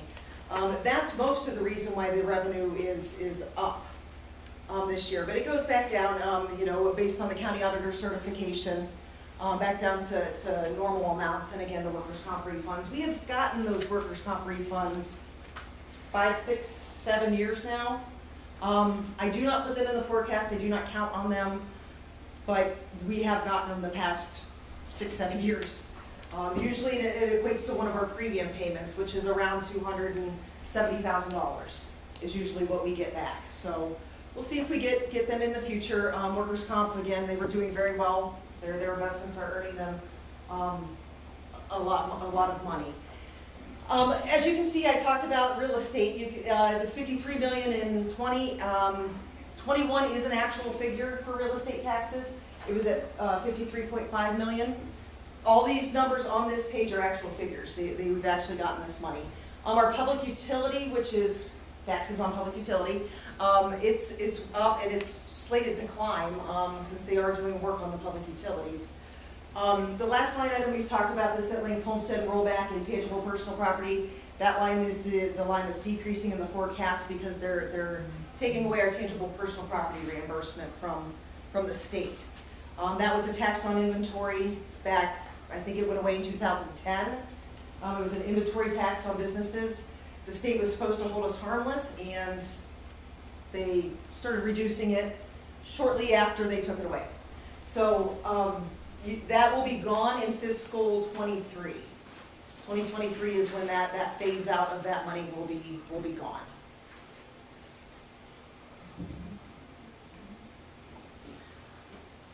This is our state money, the state foundation, and then the restricted money. Let me go to the next slide. We talked about this. We had funding cuts in May and June of 2020, last year when COVID hit, to about the tune of $1.3 million. We also started the year in fiscal 21 with another $1.3 million cut. We saw in February the state did restore some of those funding cuts for us. We got about $572,000 of that back. That's why foundation, the top line is up in 21 because of that restoration. We can opine about what we think is going to happen moving forward with the state budget. House Bill 110. House Bill 1 was the funding piece of it. House Bill 110 was the rest of it. House Bill 1 was rolled into House Bill 110 and out of the House. What that looks like, it's going to be a complete change for a lot of our thinking. The money's going to follow the kid. Right now, we get revenue. We get revenue for every kid that's ours. But if a kiddo leaves us and goes to a charter school, that money goes to that. It comes to us, then they take it away from us. It's an expense. If this new funding model goes through, those expenses will no longer be there. We'll just be funded for enrollment. Kids in our district. Not every kid that's ours, but kids in our district. So they sent simulations out. There is also the House took the governor's wellness money that he was giving us and rolled it into House Bill 110. They're going to utilize that money. I think if you've read anything that's come out from Ohio school boards, Ohio E&A, I don't know that this is going to pass the Senate. The Senate really thinks this is a huge price tag to pay for this. I think we're going to get, it's 16% the first year. It's a 6-year phase-in, basically, with the new funding model. It's unfortunate if it doesn't pass because I think we'll be on a guarantee again. We'll be guaranteed back to 2019 standards, which pre-COVID. And this assumes pre-COVID, that we're all, we're back to what 19 was. A lot of time's been spent on this new formula, a lot of time by superintendents, treasurers. 3 years, I think, has been spent overall with this new formula. And right now, I really don't know if the Senate's going to pass it. And if so, what are we left with? Other than what DeWine introduced was like putting us all on a guarantee again. You get what you got in 19. That's not great for us because we were, at that time, owed money. We were on a cap at that time. We were owed about $3 million. Even rolling the wellness dollars in, and I've done the math, we will end up ahead. I was thinking, oh no, they're taking our wellness dollars away, that's a lot of money. They're doing the math, and this came straight from Forecast 5 software, we will end up a little ahead of where we were today if it was apples to apples, comparing everything together. So I'll keep the board informed. I don't think we're going to know anything till late June, very late June. I think this is going to be a battle because of how hard the House has worked on this new funding model and the superintendents and treasurers, but we'll see. We'll see. I mean, we're guaranteed we'll get what we got in 2019, and then we'll move on, and we'll still have our wellness dollars in a separate fund. So that's basically kind of where we're at with the state funding model right now. I haven't heard much out of the Senate. I did read an article, Senator Dolan even said that he believes it's too expensive. So that's a little concerning to me, is this really gonna get out of the Senate, and what's it gonna look like? But we'll keep you informed as we know more, in probably late June. Expenses for the district, we've gone over this at length. Payroll's about 52%, benefits are around 26%. Our purchase services come in at 14%. Expenses have trended down in 2021. They were 85.6 million in 20. They're estimated to be 84 million in 21. That's due to the staffing cuts we made going into this school year, pre-COVID. Right before COVID hit, we did those. Just right-sizing the ship and making sure that staffing met enrollment needs. In 22, there are some staffing reductions figured in. We're still not done with the process yet. The picture will look different in October once the whole process is completed. But there are some staffing reductions figured in to 22. Moving forward on expenses, we look at payroll. There's basically our negotiated agreements are we have to negotiate next spring. So after that, in the forecast, only steps are figured in, no base increases. We will figure those in if they happen, when they happen. I only ever assume steps. I only ever assume the known, and I have steps in there as a known. Your benefit line item, it consists of retirement, workers' comp, Medicare, and health insurance. We just, a couple weeks ago, got our new rates for health insurance. The board approved those at 5%. That was a savings in the forecast because I had 10% figured in. That compounding effect of the extra 5% really helped this forecast and really helped make it look a lot better. So that's all figured in at 5% for 21, and then moving forward, it's 10% on the health insurance. We had another good year in the consortium. Things are trending well for us in the consortium after having two very bad years when we were on our own. So things are looking a lot better. Jill, I got a question about that table there. So, and this was going back to the pie chart where you had 52% payroll, 26% benefits. Yes. When I look at these two lines from 2022 on, benefits are going up at a proportionately much higher rate than payroll is. Mm-hmm. Why is that? It's the compounding effect of the health insurance in there, Jeff. The 10% compounded on 10%, compounded on 10%. Is that, okay, That's the main increase in the health line item. It's when that health insurance starts getting kicked up. In payroll, there's only steps included in there after 22. There's no raises or anything figured in there. Only their step increases. so you're which saying, only runs us around 1.1%. so we're forecasting that health insurance will increase at a 10% rate for 4 years straight? Yes. 10%, 10%, 10. So it's going to go up over 50-some% within those 4 years. Potentially. We have to watch that. That's why we joined the consortium, to help level us out. I think right when I started, or before I started, we were doing 12%. We took Okay. rather large increases. Now we're leveled out. That's basically what our brokers guide us on to put in the forecast is 10% each year. But it does. It's a huge compounding effect in the forecast. So when I change it down to 5, it really flushes out some big numbers when we have a good year. That's the safe bet. That's the conservative bet that I'm taking there, is that we're only going to get a 10% increase. Is that because of less claims, Jill, or? Yeah, less claims, less high dollar claims. We've paid in enough to meet our claims and stuff, yeah, because we're self-insured, so we pay in, then the claims, we pay those out. So yeah, we've had a really good year of less high dollar claims. We were running at, just an example, and I don't know if these numbers are true, like 4 of our employees were 50% of our claims, high dollar, because you get into the cancers and stuff. It hits you quick once you get those high dollar claims. And at any one point in time, we had probably 20 people on the high dollar list that they were watching. Now we're down to 5. And that's spouse, that's children, that's everybody. So those morning aerobic classes y'all are doing before school starts. Yeah. So yeah, Jeff, that benefit line definitely can change quickly depending on what our Okay. health insurance comes in at. And we never know. They take a snapshot at the end of February, then we get our rates in April to start the next fiscal. So, yeah, so we watch it all year long. They let us know what's going on all year long. Me being the fiscal agent of the consortium, I see everything that comes in, everything that's going on with the consortium. So I know what's happening, when it's happening, who it's happening to. You know, and if a district has a bad year in the consortium, we pay for them. When we have a bad year, they pay for us. We take care of each other in the consortium and pool our resources. So we talked about this, that, you know, fiscal year 21 and 22, the reduction of staff.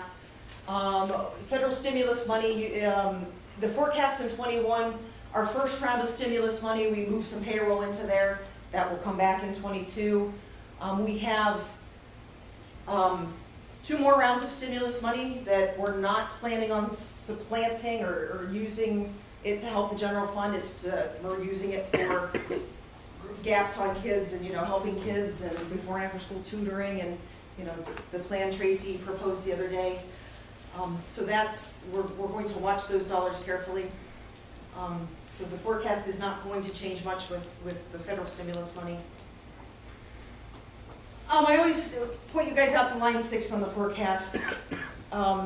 Revenues over expenses. Yearly, what's happening? Are we overspending yearly without our cash balance? This year we're projected at the end of the year at almost $2 million positive, which is good. Last year's negative came because of the transfer. We still have our health insurance account on our books prior to moving to the consortium. That health insurance account was negative. It was negative about $2.1 million. We're slowly paying that back by taking slightly higher premiums each year. So the district takes a 5%. The consortium, we only have to pay them 2%. We're keeping 3% to pay off that fund. It's going to take us several years to do that. But at year end, I can't have negative fund balances, so I have to do an advance to it. So I advance the money to that health insurance fund. Come July, I advance it right back to the general fund. Then we start whittling down the debt in there, or the negative in there. That's 20 went negative because I did not have that figured in the forecast, I don't think in November of 19. But 20 went negative slightly, mainly because of that transfer. 21's, we're doing okay, and then as you can see, moving out into 25, we are deficit spending. We are spending more than we're taking in.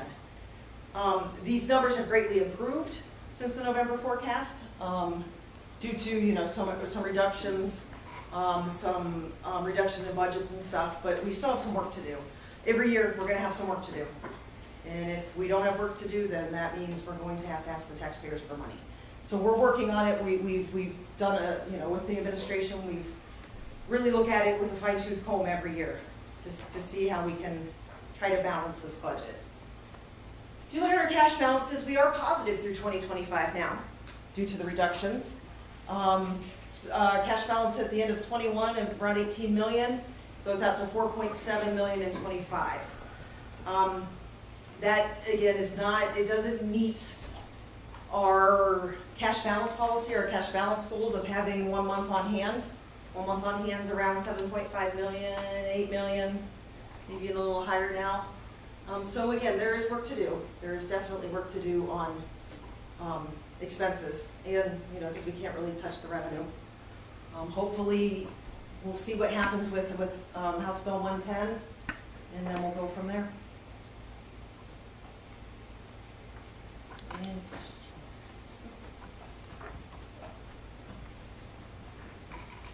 Any other questions for Joe? if you have any, like I said, we're not going to approve this till the 17th meeting on the 17th. Then I'll submit it afterwards. If you have any, just let me know. Shoot me an email. One-on-one tutoring session. No.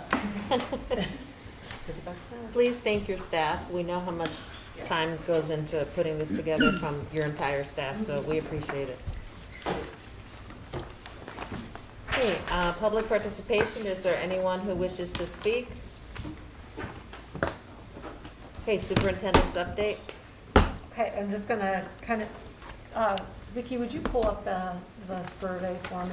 The spreadsheet? Or No, the other one, yeah. So I shared the information with you all in my board update on Friday about our planning for virtual next year and how that would look. So so this survey, scroll down a little bit, Vicki, to keep going, right here. Stop right there at first. So we had about 1,200, almost 1,300, say students respond, right? So we asked for every student that a family had to fill it out. You know, if you have 3 kids in your family, then you do 3 of these. So Only kids that were enrolled in TVLA? No. So this is what this shows you. So this graph right here, Vicki, just hover over the top for me. So right there it shows you 774 of these people that responded to this survey already had their kids in school, either when we were hybrid or we were remote. And then Vicki showed the bottom number down there. These are our TVLA families. So 484 of our TVLA families responded to the survey. So That's pretty good, isn't it? it is really good, right. So one thing to remember too is that, so a couple factors of the timing. And now go ahead and scroll down, Vic. Keep going all the way to the bottom here, okay? So of the responses then, this basically shows you 84% of those families said no, they would not do TVLA next year. And then 15.5%, which is, it says 198 here. That number is not correct because Christina had to go through and pull some different things out that we knew were duplicates based on some of the information that we had. So we have, what we came up to was 162 students who would still be interested in TVLA next year. So when I come up with the 2%, that is based on out of 53 to 5,800 kids in the district. So because we know the vast majority of these kids, the people who responded to this, are our TVLA. Couple things to remember. One is timing of this. This survey was done in March, right after we allowed our 6 through 12 to come back to school. So there were a whole lot of kids that came back to school at that time. Whether or not they filled this out or not, we're not sure. And a lot has changed since then, right? As far as pandemic, as far as vaccinations for adults, vaccinations for students. So again, we land on 162.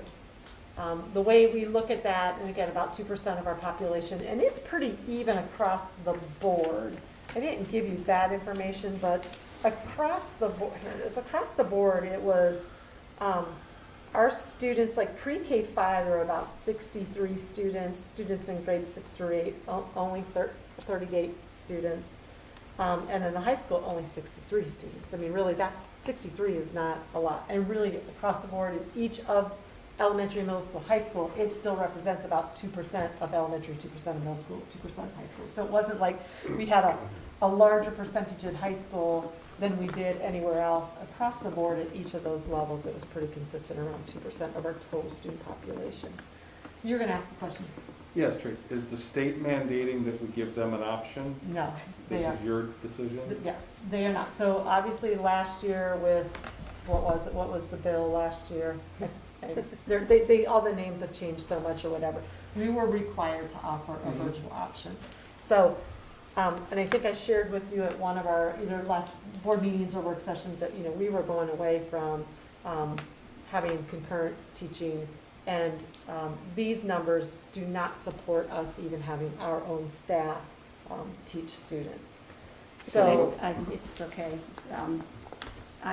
you and I had emailed back and forth a little bit about how that 2% was calculated.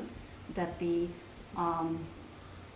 162 students that indicated they were coming back were out of the 1,281. When you calculated what percentage that were coming back, you used that based off of those 1,200 respondents. I'm sorry. we based off You based it off of the student entire population, yes, which yes. was where you came up with the 2%. Yes. But if you extrapolated, if you took that if you actually divided the 162 by the 1281, it's more like 12%. So 12% of your respondents indicated that they would be interested in TVLA next year. Now, knowing that you sent it out to the entire population of students, most likely, like you said, most likely your respondents were people that were impacted, that were using the TVLA option or had considered it or had at one point used it. So I can see where you'd want to go with the 2%, but I'm just concerned that I don't think we're going to have 12% of our overall student population opting out of in-person school and going to TVLA, but we have to be prepared that it's more than 162 students and 2% of our population.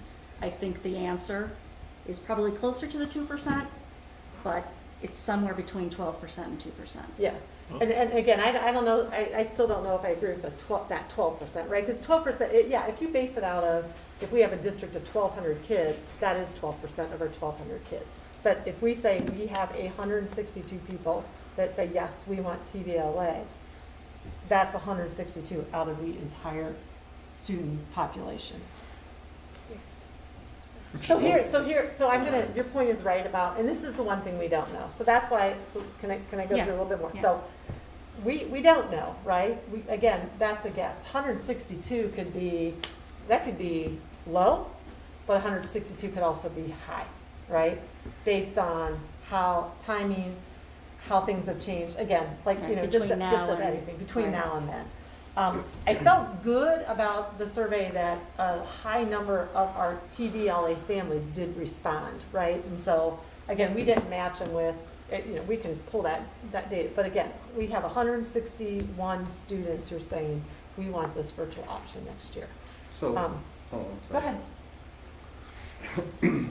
So, help me understand why you think they need to have this option.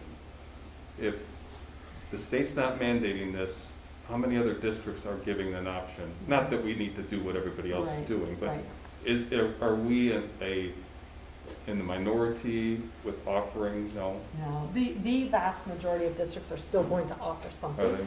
Okay. I will tell you, the vast majority of districts are going to use a third-party Okay. provider, because they're finding the same data that we are. I'll give you an example. I talked to the superintendent Parma.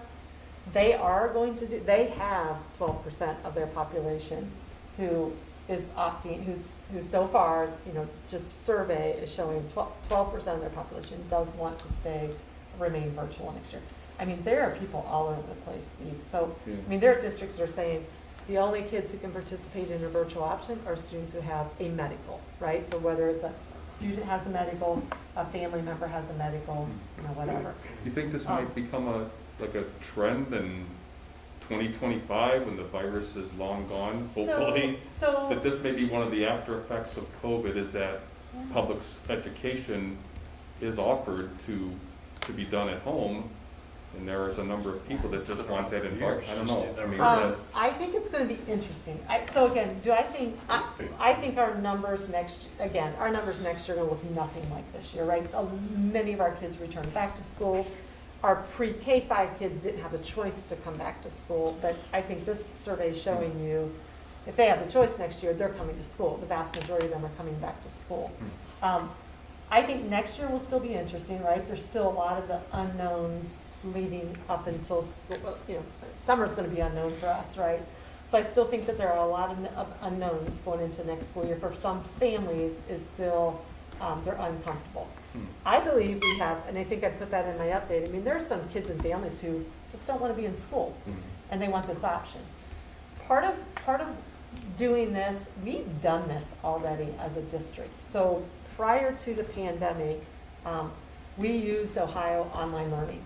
So, and the reason why, again, I'm guessing, I think I have this right, the reason why they did it is families would call, they were unhappy, they didn't want to be in person. So if we had our students still enrolled in Ohio Online Learning, they were still our students. So when Jill talks about the money leaving with kids as they go, as long as they're enrolled through this, we get to keep our It students. wasn't just because of behavioral issues.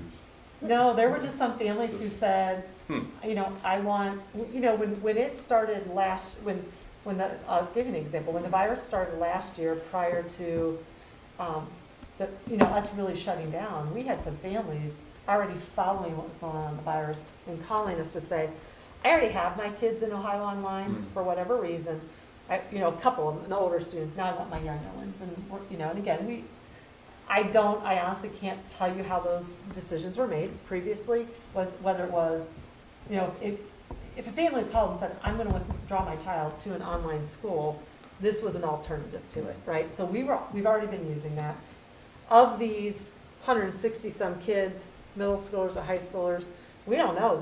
Some of those kids could be kids that already did this through a third-party vendor and want to continue in that, right? So, so I guess to get back to answer your question, districts are doing it in all different ways. I mean, I've heard of districts that aren't even offering it K-8.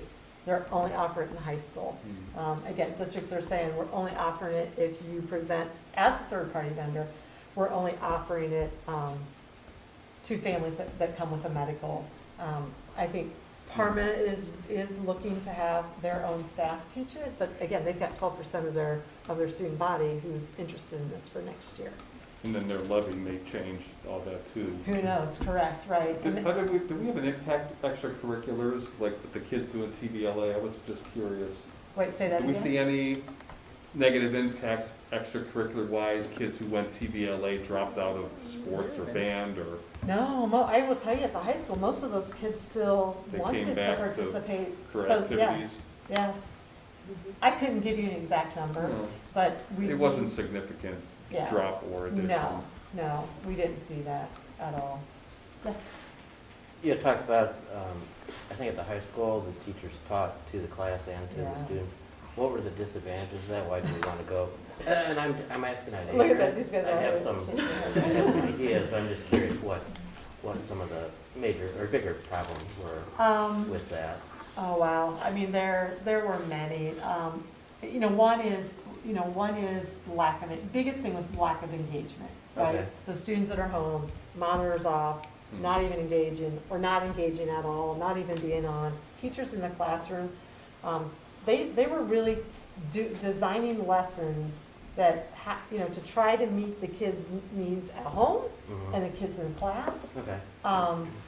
I mean, it's like giving our 6th through 12th graders another job, or 6th through 12th grade teachers another job when they have to juggle. Okay, so they're doing basically two lesson plans. Yeah. The same material, but two different. I don't think I would be here next year if, you all would hear about it, So- if that was something that we So if they proposed go, to do. what do you call it, Ohio Education or? Ohio Online Learning. Ohio Online Learning. Yep.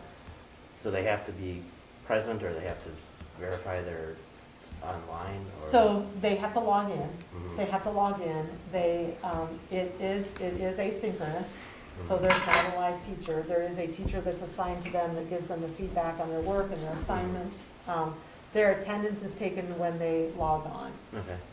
But we would still, as a district, have the responsibility, and, you know, we talked to Mr. Blackwood today, that he would still kind of be overseeing TVLA. Right. From the standpoint of, and we saw this, Mike and I saw this when we came in. I mean, we had some Ohio Online kids that were in Ohio Online and not progressing, right? So not attending, or, you know, let's say they're taking an algebra class and they've been in an algebra class all year and they have 10% of the class done. Okay. You know, these are things that, you know, that Mr. Blattlicker would still help to oversee to make sure the right kids are in there. If kids aren't doing their work, then, you know, we would drop them from there. So the engagement's still an issue, not as much though, as opposed to with the in-class teacher. In class, and if they're doing concurrent teaching, it's really two different platforms, right? Right. They're preparing for kids at home, kids in class. You know, teachers feel like, you know, somebody loses out when they're doing it concurrently, right? So do I have to sit by my computer the whole time in my class because I have to tend to the kids that are home, but yet I've got, 20 kids in front of me. Okay. At the high school, we've got the vast, in the middle school, high percentage of our kids back, not as many kids at home. And this would be just another piece of that, Okay. even if you had 80 kids from the high school that are home, it's just a lot of extra work for our staff. Okay. Yeah, it would not go over well. That's for sure. So, so I wanted to show that to Corey, just how that was broken down a little differently, so you could kind of get the picture of what that number actually represents. So we'd like to move forward with this. Timeline would be Mr. Blatnick is going to put together a presentation and invite parents to it next week. He'll do it virtually. Soon after he does that, we're going to we'll actually put out the commitment forms, right? So unless something happens, right, and if those numbers don't get blown out of the water, right, if they're about where we think they are, we would stay with that. This does not affect our staffing at all. I'll give you an example of those elementary kiddos. Just one example. We have 5 first graders in the district. So if you're talking 5 first graders, we're not reducing our staff at all to accommodate 160 some kids, because they're spread so thin across grade levels and buildings or whatnot that it would not have an impact on our staffing. I talked with Mr. Kessler, I think I put in the update to you, although if by when we get those commitments, if there was something to change, right, and we somehow we end up with 500 or 600 kids now that want this, I think we'd have to go back to the drawing board. We do not anticipate that. We do anticipate the vast majority, the largest percentage of our kids returning to in-person instruction next year. Do we anticipate any changes to the mask policy from? I can't tell you that one. I don't know. You're right. I don't know. That will come from the governor or ODE. We Yeah. follow their. We have board policy on it, so, right, so. I think I just will say, I think in the states that have lifted the mask policy, that has not exactly trickled down to their schools. So I don't know what that will look like for us. So that's a stay tuned. Are we going with the third-party option? That's what we are proposing, yeah. Yeah. I guess my concern would have been if we were going to try to do it in-house, that number is much more important, because if you're staffing, you're staffing for 162 and you find that there's a interest of even 300 or 400, that skews everything. But when you're working with the third party, that's how many you're signing up. Exactly. So that's good. And even with that, so a student can start, it's by semester, right? So a family can be there for the first semester and say at the end of the first semester, I don't want to do this anymore. They can come back to in-person at that point. And it's still, I don't think will have any impact on class sizes, staffing, just the way everything is spread out, staggered throughout the district. And you pay them per student? Excuse me? You pay them per student? We do pay them per student, yep. There was a question that said that it would be through a third-party vendor, but it didn't specify. It doesn't specify that it's asynchronous. I think that number may go down when people find out that they're not going to have a live teacher. I agree with you. I agree. Because a first grader not having a live teacher is very different than a high schooler not having a live teacher. We just had that very conversation today. We agree. And I will be honest, and I will tell you, short of this was a response to the pandemic, we feel very strongly the best education that our kids get are in our buildings with our teachers. But we do understand that there are some people who may have a medical or, themselves or a family member that they still aren't comfortable coming back to school, but we still provide this for them. Yeah, well, I agree with Anna. The older the kid, the probably more apt to stay home. I agree. We also plan on adding, I think a large chunk of those high school kids might be those kids formerly served by ombudsman that did not exist this year, that will be coming back next year but in-house. And our families don't necessarily know about that. Yeah. When Mr. Blatnica does have the presentation to parents, could you let us know? Yes. I'd like to attend just to learn more and to be present. For sure. Okay. which isn't ombudsman, it's now It's gonna be called the Titan Academy. Titan Academy, Yes, so yes. Yes. that's all new, Atlas. which all has to be Atlas is the explained plan. and Titan Academy is presented. the ombudsman. Hmm. Okay. Can we move on to number 2? Yeah, as long as you don't have any questions, any other questions. Okay, yep. Okay, it's recommended the Board of Education approve the purchase of audio-video equipment from Southeast Security in Sharon Center, Ohio for the professional development room at Berea Mid-Park High School as shown in the exhibit. So moved. Second. And I know we said work sessions, we would not take board action, but I just want to let you know, this had to go on. If not, we would not have had the, everything ready for the PD room in June. So we apologize for that. Is this part of the construction capital funds? No, this is part of Vicky's budget. Okay. Vicky's paying for this. Thank you, Vicki. Yes. Vicki. Thanks for taking one for the team. So with all this done, we should have the PD room ready for our June board meeting. Which would be a very nice So, boardroom for us. furniture's already in, it's just sitting somewhere right now until the high school kids get all there for stud hills. It'd be a much better room for us. Okay, roll call, please. Mrs. Ferris? Yes. Mr. Postal? Yes. Mrs. Chapman? Yes. Mr. Duffman? Yes. Mr. Duke? Yep. Okay, C, that's just a placeholder, right? Board of Yeah, if you Education guys, audit. anything for future meetings, anything like that. I mean, we've got our future work sessions pretty full right now. Okay. Now it's recommended that we move into executive session. We have 3 different things going on. One is matters required to be kept confidential by federal law or rules or state statutes. 2, conferences with the board's attorney to discuss matters which are the subject of pending or imminent court action. And 3, the appointment, employment, dismissal, discipline, promotion, demotion, or compensation of an employee or official. So moved? Second.